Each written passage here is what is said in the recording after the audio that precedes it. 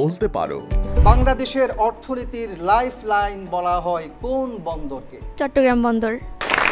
বলতে হবে এই ছবির ব্যক্তিটি কে?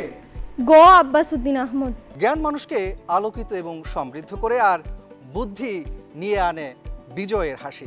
দেশের একমাত্র প্রবাল দ্বীপের নাম কি? Saint Martin. পল্লীকবি বলা হয় কাকে? জসিমউদ্দিন। ঢাকা বিশ্ববিদ্যালয় কবে প্রতিষ্ঠিত হয়? 2022 বিশ্বকাপ ফুটবলের রানার্স আপ কোন দেশ? বাংলাদেশের সাথে কয়টি দেশের সীমানা রয়েছে? কোভিড-19 সর্বপ্রথম কোন দেশে শনাক্ত হয়? চায়না।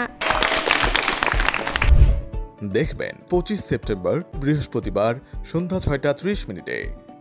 প্রযোজনা ইলন সফির।